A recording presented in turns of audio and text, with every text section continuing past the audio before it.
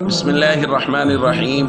عن بريدة رضي الله تعالى عنه قال: خطبنا رسول الله صلى الله عليه وسلم فأقبل الحسن والحسين عليهما قميصان أحمران يعفران ويقومان فنزل فأخذهما فصعد بهما المنبر. الحديث رواه ابو داود۔ حضرت بریدہ فرماتے ہیں نبی کریم صلی اللہ علیہ وسلم ہمیں خطبہ دے رہے تھے کہ اتنے میں حضرات حسنین کریمین تشریف لا رہے تھے۔ ان دونوں نے سرخ رنگ کی قمیصیں پہنی ہوئی تھیں، کبھی چلتے کبھی گر پڑتے۔ نبی کریم صلی اللہ علیہ وسلم نے یہ منظر دیکھا تو خطبہ چھوڑ دیا، ممبر سے نیچے تشریف لائے، ان دونوں شہزادوں کو اٹھایا اور پھر دوبارہ ممبر پر تشریف لے گئے۔ دوستو، آپ محبت دیکھیے اللہ کے نبی صلی اللہ علیہ وسلم کے حسنین کریمین سے۔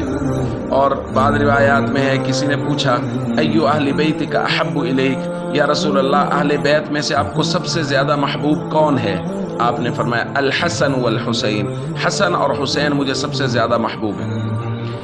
ایک جگہ حضور علیہ الصلوۃ والسلام نے ارشاد فرمایا حسین منی وانا من حسین، حسین مجھ سے ہے اور میں حسین سے ہوں۔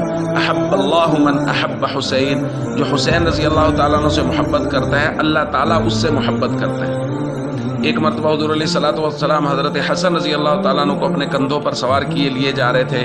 ابن عباس رضی اللہ تعالیٰ عنہ نے دیکھا اور کہا نعم المرکب رکبت یا غلام، یہ کیسی ہی فضیلتوں والی خوبصورت سواری ہے جس پر تو سوار ہے۔